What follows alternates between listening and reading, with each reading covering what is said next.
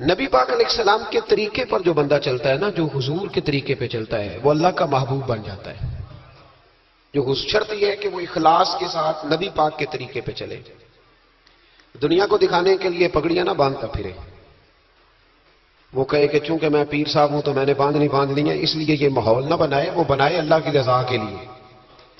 اللہ تبارک و تعالیٰ کی رضا کے لیے نبی پاک کی غلامی کرے، اللہ اسے اپنا محبوب بنا لیتا ہے۔ حضور کی کچھ سنتیں ہیں، کچھ چیزیں نبی پاک کو پیاری ہیں، کچھ تو آپ نے سنی ہوئی ہے، جیسے میٹھا کھانا سنت ہے، جیسے مسواک کرنا سنت ہے، جیسے مسکرانا سنت ہے۔ مسکرا رہے ہیں نا کہ ماشاءاللہ، پریشان تو نہیں نا کسی بات میں؟ مسکرانا بھی حضور کی، شروع میں نمک کھانا، بعد میں نمک کھانا، درمیان میں میٹھا کھانا، یہ حضور کی سنت ہے۔ اور امامہ باندھنا نبی پاک کی، یہ چیزیں حضور کی پسند ہیں۔ نماز نبی پاک کو بڑی پسند ہے۔ فرمایا مجھے تمہاری دنیا کی چیزوں میں سے، دنیا کے کاموں میں سے جو کام بڑا پسند ہے وہ نماز پڑھنا ہے۔ خوشبو حضور کو بڑی پسند ہے، دودھ نبی پاک کو بڑا پسند ہے۔ یہ بھی ساری سنتیں ہیں۔ اسی طرح کی دو تین باتیں میں نے عرض کرنی ہے آپ کی خدمت میں۔ جس طرح نبی پاک علیہ الصلوۃ والسلام کو خوشبو پسند ہے، تکیہ پسند ہے، مسواک پسند ہے، اسی طرح تھوڑے مال پر قناعت کرنا یہ بھی میرے نبی کو بڑا ہی پسند ہے۔ تھوڑے پیسوں پہ راضی ہو جانا یہ نبی پاک کو، سادے مکان میں رہنا یہ حضور کو بڑا پسند ہے۔ سادی روٹی کھانا یہ میرے نبی پاک کو بڑا، یہ بھی حضور کی پسند ہے۔ تھوڑے رزق پہ راضی ہونا اور اس طرح راضی ہونا کہ لمبے سجدے ادا کرنا یہ میرے نبی پاک کی پسند ہے۔ حضور نے صرف غریبوں سے پیار نہیں کیا۔ ہمیں یہ سنایا جاتا ہے اور ہم ہمیشہ یہی سنتے ہیں کہ حضور نے غریب سے بڑی محبت کی۔ نبی پاک نے صرف غریب سے پیار نہیں کیا، دراصل حضور نے غریبی سے پیار کیا۔ کوئی نہیں سمجھ آئی آپ کو؟ حضور نے صرف غریبوں سے پیار نہیں کیا، نبی پاک نے، اس کا معنی یہ ہے کہ حضور نے غریب رہنا پسند فرمایا ہے۔ غریبوں کی طرح رہنا نبی پاک نے، سادہ مکان، ایک وقت کا کھانا اور سادی غذا، جس طرح غریب نہیں رہتے پرانے گھروں میں، کچے مکانوں میں، ٹوٹی چٹائیاں، ایک دو پیالے گھر میں، لمبے چوڑے برتن کوئی نہیں، یہ نبی پاک کی پسند ہے، یہ رسول پاک کی پسند ہے۔ اس کو محبوب جانا ہے نبی پاک صلی اللہ علیہ وسلم۔ حضور نے اس کو پسند کیا۔ حاتم طائی کی بیٹی قیدی ہو کے آئی، جب اس کے قبیلے پر، اس کے علاقے پر مسلمانوں نے حملہ کیا تو حاتم طائی کا جو بیٹا تھا عدی بن حاتم، وہ اپنی بہن سے کہنے لگا ہمیں پتہ ہے مسلمانوں کا مقابلہ نہیں کر سکتے تو بھاگ جانے میں بہتری ہے، چلو بھاگ چلتے ہیں۔ تو بہن کہنے لگی بھائی تو نے بھاگنا ہے تو بھاگ جا، میں سردار کی بیٹی ہوں، میں قوم کے ساتھ جیوں گی، قوم کے ساتھ مروں گی، تو نے بھاگنا ہے تو بھاگ جا۔ عدی بھاگ گئے ڈر کے۔ یہ خاتون جو تھی ان کو گرفتار کر لیا مسلمان عورتوں نے، تو کہ یہ تلوار لے کے آئی تھی لڑنے کے لیے۔ ابن اسحاق ابن حشام دونوں کتابوں میں روایت موجود ہے۔ یہ خاتون کہتی ہے کہ میں نے بڑے تگڑے سوال تیار کیے، کیونکہ معاذ اللہ ثم معاذ اللہ میرا خیال تھا وہ نبی نہیں، وہ بادشاہ ہیں، وہ ایک اسٹیٹ کے سربراہ ہیں، وہ حکمران ہیں، میں معاذ اللہ نبی نہیں۔ میں نے بڑے تگڑے سوال تیار کیے اور میں اپنے آپ سے کہا کہ میں ایسی ایسی باتیں کروں گی مسلمانوں کے نبی سے کہ انہیں جواب نہیں آئے گا، معاذ اللہ ثم معاذ، نقل کفر نہ باشا۔ کہتی ہے میں حضور کے سامنے لائی گئی گرفتار کر کے، اور جب مجھے حضور کے سامنے کھڑا کیا گیا نا تو میرا سر ننگا تھا۔ توجہ ہے میری بات پر؟ میرا سر ننگا تھا تو میرے ذہن میں بڑے سوال تھے، میری گردن اکڑی ہوئی تھی۔ حضور نے میرا ننگا سر دیکھا تو محبوب ممبر سے اٹھے، اپنے کندھوں سے مدثر والی چادر اتاری اور حضور علیہ السلام نے حاتم طائی کی بیٹی کے سر پہ دے دی۔ بی بی کہتی ہے جب حضور کی چادر آئی تو میری اکڑی ہوئی گردن خود بخود جھک گئی نیچے کی طرف، خود بخود جھک گئی۔ سوال ابھی بھی میرے ذہن میں موجود تھے۔ اتنے میں ایک صحابی حضور کی بارگاہ میں آئے اور عرض کرنے لگے یا رسول اللہ صلی اللہ علیہ وسلم یہ کافر کی بیٹی ہے، مشرک نجس ہوتا ہے، تو میں اپنی چادر نہ دے دوں، آپ اپنی لے لے، کافر کی بیٹی ہے۔ تو محبوب نے اس کی طرف جلال کی نظروں سے دیکھا، فرمایا خاموش ہو جا، بیٹیاں برابر ہوتی ہیں، تیاں سانجیاں ہوتی ہیں، بیٹیاں، بولیے جی پکی بات ہے، بزرگ چپ کر جائیں، نوجوان بولے، بیٹیاں، اللہ آپ کو خوش رکھے، تیاں سارے دیاں، ہاں ہاں، اگر تو کسی کے گھر گندی نظر ڈالے گا تو تیرا گھر بچ نہیں سکتا، پکی بات ہے، یہ نقد و نقد سودا ہے۔ جس نے اپنا گھر پاک رکھنا ہے وہ دوسروں کے گھروں کا محافظ بنے. پکی بات. بیٹیاں خبردار خبردار کسی کی بچی کی عزت سے کھیلنے کی کوشش نہ کرنا، ورنہ اللہ تبارک و تعالیٰ بڑی سخت سزا دے. بچو. وہ کہتی ہے جب حضور نے کہا نا بیٹیاں برابر ہوتی ہیں تو میرے اندر سے ایک آواز نکلی. میں نے کہا وہ حتم تائی کی بیٹی تو غلط تھی، یہ بادشاہ نہیں ہے تو اللہ کے سچے رسول ہیں. بادشاہ تو سخت سزائیں دیتے ہیں. کہتے ہیں حضور میرے قریب آئے اور آ کے کہنے لگے تو سردار کی بیٹی ہے، تیرے باپ میں اچھی خصلتیں پائی جاتی تھی، بتا تیرے ساتھ کیا معاملہ کروں. کیا معاملہ؟ یہ حضور کی پسند ہے. کیا معاملہ کروں؟ تو کہنے لگی میں چاہتی ہوں مجھے آزاد کر دے. کہتی مجھے امید نہیں تھی. حضور کہیں گے ٹھہر جا، بیٹھ جا، بات کرتے ہیں، مشاورت ہوتی ہے، پھر اس کے بعد کوئی فیصلہ ہوتا ہے. کہا آزاد کر دو. کہتی حضور نے میرے کہنے پر فوراً ہی اگلا جملہ ہی نہیں کہا، فرمایا جا تو آزاد ہے. کہتی ہے میں نے ایک جملہ اور کہا، میں نے کہا میں اکیلی نہیں جاؤں گی، سارا قافلہ آزاد کرو. اب تنگی کے داماں پہ نہ جا، اور بھی کچھ مانگ ہے آج وہ ماہل بعطا، اور بھی کچھ مانگ. کہنے لگی اکیلی نہیں جاؤں گی، سارا قافلہ سارا قبیلہ آزاد ہو. حضور نے فرمایا تو پتہ نہیں کیا سوچ رہی ہے، تو جہاں آئی ہے وہاں سے خالی جاتا ہی کوئی نہیں. سارا قافلہ. حضور نے فرمایا بھی اس کے قبیلے کو کھانا بانا کھلاؤ اور سارے ہی آزاد کر دو. واپس گھر گئی تو اپنے باپ کو، اپنے بھائی کو بلایا، بلا کے کہنے لگی بھائی وہ بادشاہ نہیں وہ نبی ہے. بادشاہ نہیں وہ. اب تو جن کو فقیر ہونا چاہیے تھا وہ بھی بادشاہ بن گئے. بادشاہ سلامت، بادشاہ سلامت. میں رات بورے والے میں تھا. بھائی مہربانی پیسے نہ لے کے آئیے گا، باپ اپنی اپنی جگہ پہ بیٹھے، یہ کام بالکل نہ کریں. اللہ آپ کو خوش رکھے، برکت دے. میں اس کو حرام نہیں کہتا، پر یہ سٹائل نظرانے کا درست نہیں، اس سے بچا کرے، ورنہ پھر وہی بندہ چنگا لگنا جنہیں پیسے لے کے آنا ہے. دوجیا کا دل کرنا ہے ٹوری جاگتے چنگے میں. اس لیے اس چکر سے باہر نکلیں تاکہ قوم سمجھدار ہو جائے. بالکل یہ کام نہیں کریں. سنیں اور یاد رکھیں.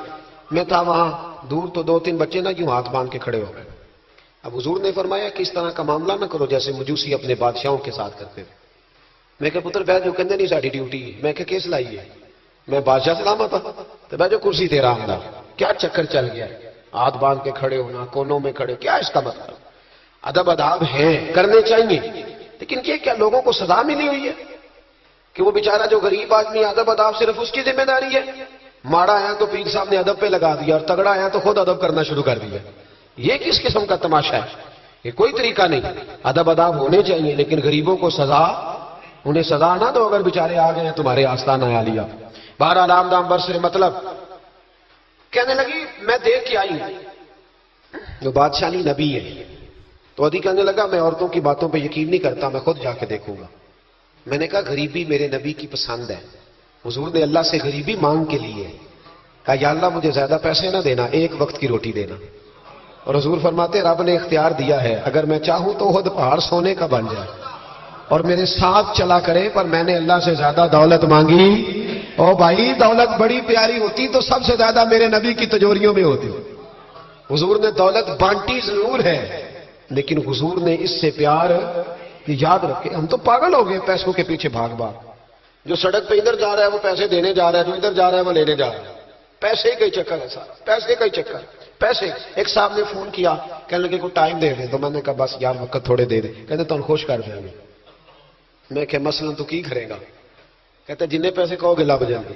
تو میں نے کہا یار ہر ایک کو بکاؤ مال نہ سمجھا کر، ہمارا بہت زیادہ ریٹ ہے تو دے ہی نہیں سکتا. کہنے لگے کون دے سکتا ہے؟ میں نے کہا دنیا میں کوئی بھی نہیں دے سکتا، ہمارا ریٹ ذرا زیادہ ہے. ہم نے اگر ریٹ مانگنا ہوا تو قیامت کے دن غوث اعظم جیلانی سے جا کے مانگیں گے یا ان سے مانگیں گے جن کے نام کی دہائی دیتے رہے ہیں.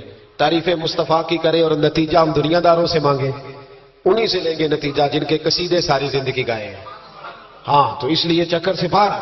عام دام پر سے مطلب ادھی کہتے ہیں کہ میں خود جاؤں گا پھر جا کے دیکھوں گا.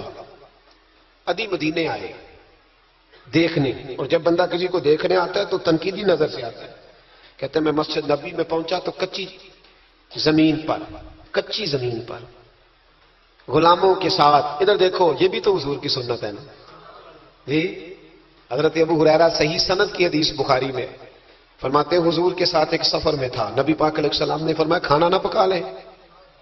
حضور پکا لے. فرمایا تو گوشت لے آ، تو اس طرح کر مسالہ جات تیار کر لے، تو فلاں چیز کر لے. آخر میں حضور فرمانے لگے میں لکڑیاں اکٹھی کر کے لاتا ہوں جی. اللہ کرے پیرانو حدیث زبانی یاد ہو جائے. آمین تے آخیا جی میں لکڑیاں اکٹھی کر کے لاتا ہوں. لکڑیاں عرض کی یا رسول اللہ ہم کر دیں گے. تو محبوب نے فرمایا سارے کٹھے نہیں جا رہے, کوئی عرض نہیں میں بھی لے آؤں گا. تو فرماتے حضور اٹھے لکڑیاں اکٹھی کر کے لائے.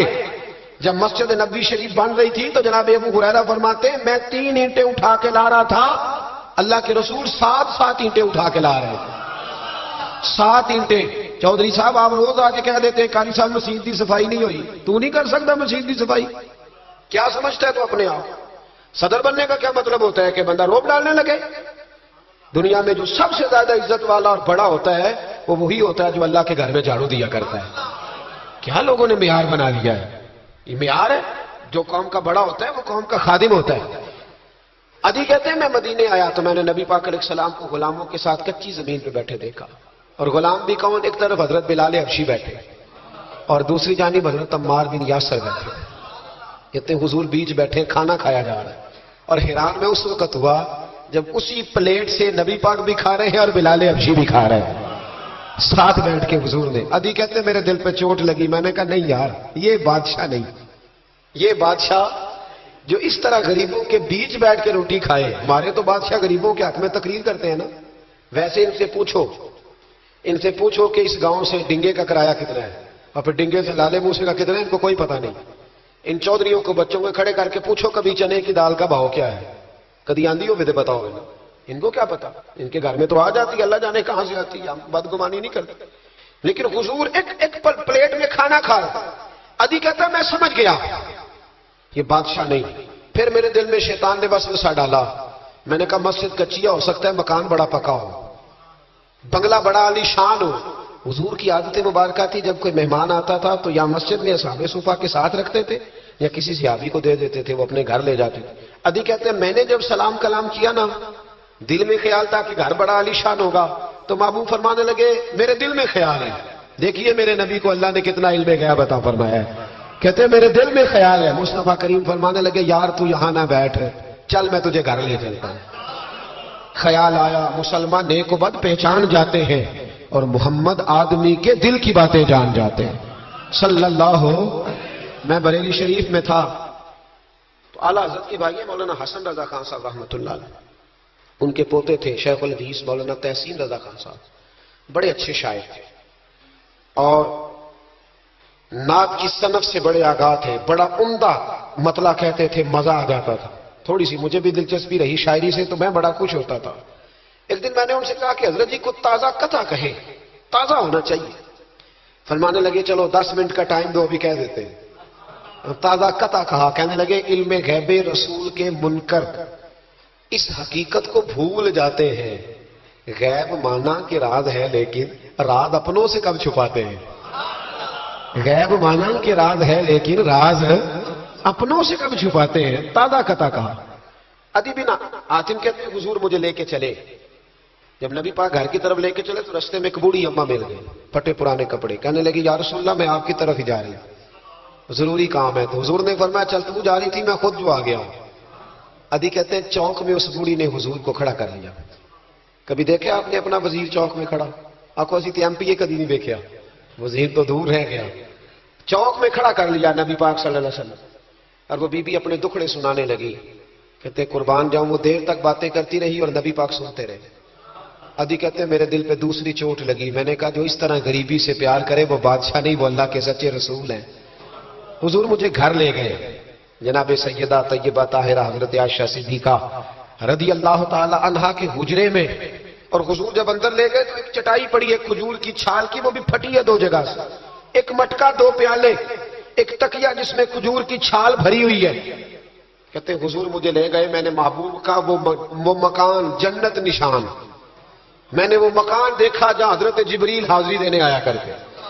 میں نے وہ مکان دیکھا جس کے دروازے پہ 70 ہزار فرشتے ڈیوٹی کرتے. میں نے وہ مکان دیکھا. کہتے میں حیران ہو گیا. حضور مجھے بٹھا کے گئے دوسرے کمرے میں, اور وہاں سے حضور سرکہ لائے, کھجورے لائے, تھوڑا سا کھانا لائے. کہتے میرے سامنے رکھا. اب میں نے اس کھانے کی سادگی کو بھی دیکھا. لگے جو مزدور شاہ ایسا, نہ دھن نہ دولت سربراہ ایسا, فلک نشی کا زمین پہ گھر ہے، میرا پیغمبر عظیم تر ہے۔ کہتے ہیں حضور صلی اللہ علیہ وسلم نے کھانا دیا تو حضور کی وہ سادگی، ادھر دیکھیں اس بندے میں سادگی نہیں نہ ہوتی، اس میں اپنائیت نہیں ہوتی۔ آپ کو سمجھ آئے تب بھی ٹھیک ہے، نہ آئے تب بھی ٹھیک ہے، پر میں آپ کو بڑی بات سمجھا رہا ہوں۔ جس میں سادگی نہیں ہوتی اس میں اپنائیت ہے۔ وہ تو دیکھتا ہے کہ اس کے کپڑے اس قابل ہے کہ نہیں، میرے سینے سے لگ بھی سکتا ہے کہ نہیں، اس میں اپنائیت ہے۔ جو لوگ سادے نہیں ہوتے ان کے زیادہ رشتے نہیں ہوتے، ان کا لوگوں سے زیادہ پیار ہے، اس لیے کہ وہ تو انتظار کرتے ہیں، کہتے ہیں میرے نال دی جتی پائے گا تو میرے نال ٹرے گا۔ جو سادے ہوتے نا، سادے جو لوگ غریب پرور ہوتے، ان کے رشتے بڑے پیار، بڑا محبتیں، بڑی زمانہ ان سے بڑا وابستہ ہو جاتا ہے، اس لیے کہ وہ لوگوں کے قریب آ جاتے ہیں، وہ نیچے اتر کر لوگوں سے ملتے گلتے، وہ یہ نہیں دیکھتے میرا قد کتنا بڑا ہے، وہ یہ دیکھتے ہیں یار سامنے والے کا پیار مجھ سے کتنا ہے۔ وہ نیچے اتر کر لوگوں سے کہتے ہیں نبی پاک علیہ الصلوۃ والسلام نے بڑا سادہ سا مجھے کھانا دیا، جب میں کھا چکا تو حضور فرمانے لگے سارا کچھ تو آپ نے دیکھ لیا، کیا پروگرام ہے، کب جانا ہے آپ نے؟ دیکھ لیا سارا کچھ، اگلا پروگرام بنائے۔ تو ادی کہتے ہیں میں دور بیٹھا تھا، میں اٹھ کے قریب آ گیا، میں نے کہا محبوبہ اب کہاں جانا ہے، مجھے کلمہ پڑھائیں، میں مسلمان ہونا چاہتا ہوں۔ یہ غریبی حضور کی پسند ہے، تھوڑے پہ گزارا کرنا سیکھو۔ پتہ دنیا میں سب سے زیادہ سکھی کون بندہ ہے؟ وہ بندہ سکھی ہے جسے اللہ نے جو دیا ہے نا وہ اس پہ راضی ہو گیا ہے، وہ بندہ بڑا سکھی ہے۔ جو دائیں بھی دیکھتا ہے بائیں بھی دیکھتا ہے، کسی کی کار دیکھتا ہے، کسی کی ہیوی بائک دیکھتا ہے، وہ ٹینشن میں رہتا ہے۔ سکھی رہنا چاہتے ہو تو جو اللہ نے دیا اس کی حضور کی پسند ہے۔ دوسری بات، معاف کرنا میرے نبی کو بڑا ہی پسند ہے۔ کیا کرنا؟ بول کے بتائیں، بول۔ نبی پاک کو بڑا، آپ بھی معاف کر دیتے ہیں جی؟ ہمارے ہاں معافی نہیں ہوتی، صلح ہو جاتی ہے۔ چوری صاحب پریشر پایا، صلح کر لو، کہنے چلو ہوں چودھری دی کیویں موڑیے، صلح کر لینے، پر جدو قابو آئے گا ویکھی جائے گی۔ تو یہ معافی نہیں ہوتی۔ یہ کیا ہوتا ہے؟ آپ جب کسی کو معاف کرتے ہیں تو آپ کا قد اونچا ہوتا ہے۔ ایک پتے کی بات لکھی ہے میرے اعلیٰ حضرت نے، اسے پلے سے باندھ لو۔ اعلیٰ حضرت فرماتے ہیں بدلہ لینے والا پریشان رہتا ہے اور معاف کرنے والے کو اللہ سکون عطا فرما دیتا ہے۔ معاف کرنے والے کو اللہ، اگر سکون چاہتے ہو تو معاف کرنا سیکھو، درگزر کرو۔ درگزر حضور کی پسند ہے، نبی پاک معاف کرنے کو بڑا پسند کرتے۔ لمبی چوڑی بات دل میں بسا کے رکھنا، بغض پالنا، کسی کے خلاف پلاننگ کرنا، یہ حضور کو پسند۔ نبی پاک ایک جنگ سے واپس آ رہے تھے، تلوار مبارک ہاتھ میں تھی، تو ایک جگہ حضور کا آرام کرنے کو دل چاہا۔ اللہ کے محبوب صلی اللہ علیہ وسلم نے اپنی تلوار درخت سے لٹکائی، حضور آرام کرنے لگے، باقی صحابہ دور دور آرام کر رہے تھے۔ غوث بن حارث نام کا ایک شخص تھا، بخاری میں موجود ہے، کافر تھا۔ اس نے حضور کو آرام کرتے دیکھا، حالانکہ نبی پاک فرماتے ہیں میری آنکھیں بند ہوتی ہیں، دل میرا جاگتا رہتا ہے۔ اس نے دیکھا حضور علیہ السلام کی تلوار لٹک رہی ہے تو آ کے تلوار اتاری۔ جب تلوار اتاری تو حضور کی آنکھ کھلی، کوئی بے چینی نہیں، اللہ کے حبیب اطمینان سے آرام کر۔ کہنے لگا اے محمد ابن عبداللہ، سب کہیے صلی اللہ علیہ وسلم، اے محمد ابن عبداللہ صلی اللہ علیہ وسلم، اب آپ کو مجھ سے کون بچائے گا؟ کون بچائے گا؟ میرے محبوب کا توکل دے کے، بھروسہ دے کے، یقین دے کے حضور اٹھ کے بیٹھ گئے، دستار مبارک کو سیدھا کیا، فرمانے لگے مجھے میرا رب بچائے گا، مجھے میرا رب بچائے گا۔ جب آپ کی زبان سے یہ لفظ نکلے تو وہ کانپنے لگ گیا، کافر کانپا، اس کے ہاتھوں سے تلوار گر گئی۔ اللہ کے محبوب نے اٹھ کے تلوار پکڑ لی، فرمانے لگے مجھے تو میرے رب نے بچا لیا ہے، وہ تو بتا تجھے کون بچائے گا؟ مجھے میرے رب نے۔ اچھا اب یہ بتائیں آپ کہ ہمارے قابو بندہ آ جائے جو اس طرح حملہ کرنے آئے تو ہم کیا حال کرتے ہیں؟ بولے یہاں تو بعد میں پتا چلتا ہے کہ بیچارہ چور نہیں تھا، لیکن لوگوں نے مار مار کے مار ڈالا، بعد میں پتا لگتا ہے۔ غور کرنا، غور، ان روایتوں کو صرف سن کے نہ گزر جایا کرو، اس کا پس منظر سمجھیے۔ بندہ قتل کرنے آیا ہے، اس کی تلوار قابو آئی، حضور نے فرمایا تیرے ساتھ کیا کروں، مجھے تو اللہ نے بچا لیا۔ اس نے گردن جھکائی، مطلب یہ تھا کہ جو دل کرے کرے۔ تو محبوب علیہ السلام مسکرائے، فرمانے لگے جا میں نے تجھے معاف کیا۔ چلو انجی دعا کر لو، اسی چھوٹے بھرا نو معاف کرنا سکھ جائیے۔ چلو کوئی ساس سورا نو ہی معافی دے چڑے، کوئی نو ہی ساس سورے نو معاف کر چڑے، کہیں تو معافی ملے، کہیں تو جان چھوٹ جائے۔ کوئی کسی کو معاف کرے، خامن بیوی کو کر دے، چلو بیوی شاید بھی بڑی دکھی ہے، اب تو ہر بیوی دکھی ہے، اللہ ماشاءاللہ، وہی کہیں معافی دے دے۔ خدا را معاف کرنا سیکھو۔ اتنا بغض اندر بھرا ہے، سالوں بیت گئے، رشتہ دار ایک دوسرے سے مل نہیں رہے، معافی نہیں دے رہے۔ فرمایا جا تجھے معاف کیا۔ وہ شخص جانے لگا، اگلے لفظ قاضی ایاز مالکی نے شفا شریف میں لکھے۔ جب جانے لگا تو حضور نے آواز دی، واپس آیا۔ محبوب فرمانے لگے یار اتنی دور سے چل کے آیا ہے، میرا طریقہ نہیں مہمان کو خالی بھیجنے کا، لیکن اب یہاں سفر میں میں تجھے کیا دوں، تو اس طرح کر یہ تلوار میری تحفے میں لے جا، کر کے دکھا رہا تم بھی ایسے، تو حضور کی غلامی کا دعویٰ نہیں کرتا۔ یہاں تو پوری پوری ملت کا نقصان ہو گیا، پر دیندار کہلانے والوں نے ایک دوسرے کو معاف نہیں کیا۔ یہاں تو نظریے اور جماعتیں داؤ پہ لگ گئی، لیکن دیندار کہلانے والے ایک دوسرے کو معاف نہ کر سکے۔ اللہ جانے وہ کیا ایسی باتیں تھی جو رہ گئی سینوں میں، بستیاں اجڑ گئی پر ہم معاف نہ کر سکے، چند باتیں نہ دلوں سے نکال پائے، ایک نظریے کے لوگ ایک جگہ اکٹھے بیٹھنے کے قابل نہ رہے۔ جا تلوار لے جا۔ وہ شخص کہتا ہے 2 منٹ میں تلوار لے کے آگے بڑھا، پر میرے اندر سے آواز آئی، اور یار جس کا اتنا بڑا حوصلہ ہو، جو اتنا معاف کرنا جانے، وہ بھی کبھی جھوٹا ہو سکتا ہے؟ تو میں تلوار لے کے قتل کرنے آیا تھا، تحفہ لے کے جا رہا تھا، واپس آیا، میں نے کہا محبوبہ ساری دنیا جھوٹ بولتی ہے، جو معاف کرنے کی ادا تیری ہے وہ بتاتی ہے کہ تو اللہ کا سچا رسول ہے۔ کلمہ پڑھ گئے وہ شخص، معافی نہیں کرتے، درگزر والا کھاتا ہی کوئی نہیں۔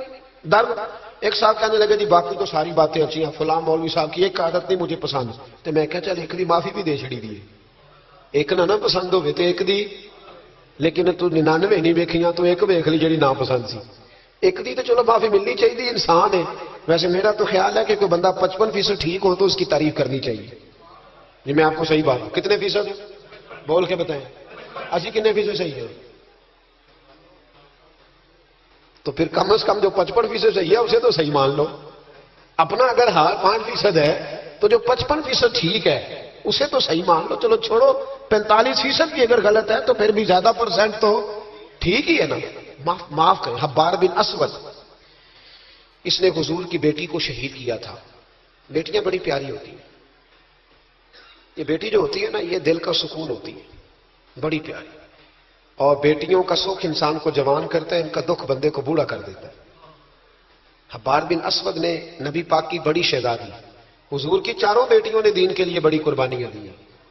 ہمارا تو پراپوگنڈا ہے نا، جدھر دنیا چل گئی بہرحال اس میں کوئی شک نہیں کہ عظمت زیادہ سیدہ فاطمہ کی ہے، پیار زیادہ حضرت فاطمہ سے کیا گیا ہے، لیکن حضور کی بیٹیاں کتنی ہیں بولے؟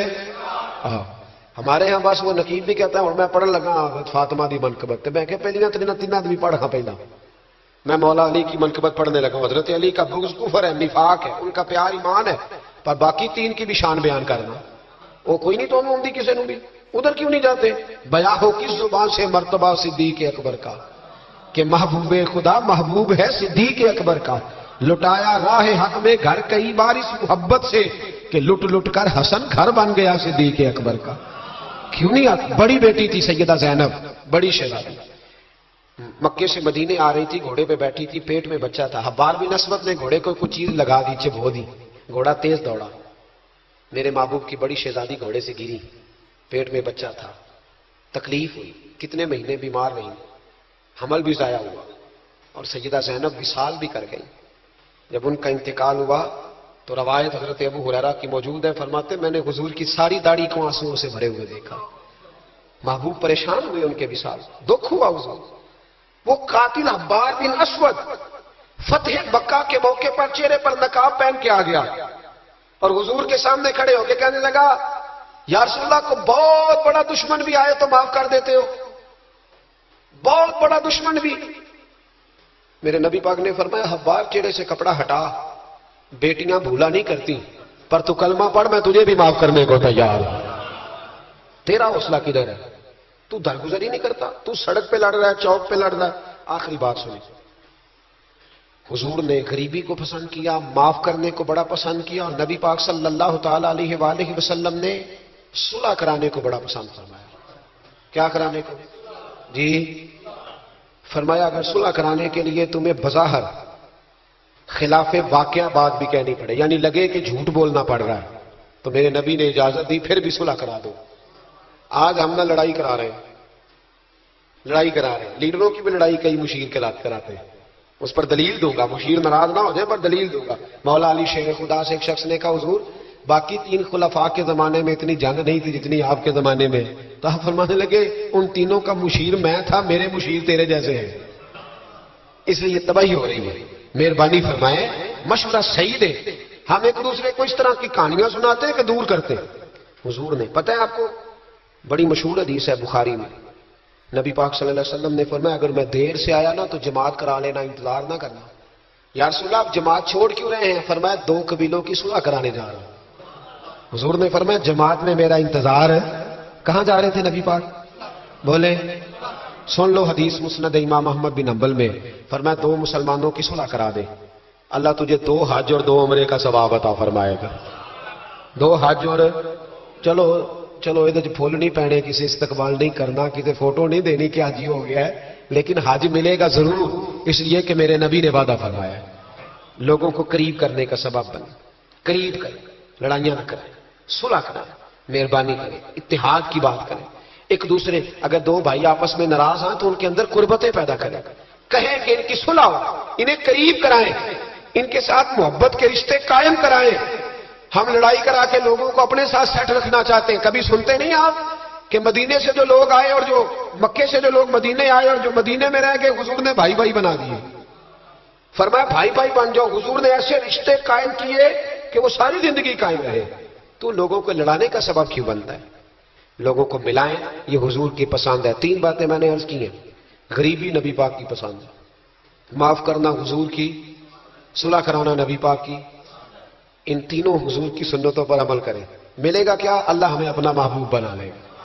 جب ہم یہ کام کریں گے تو پھر رب ہم سے محبت فرمائے گا۔ دعا کرتا ہوں جو کچھ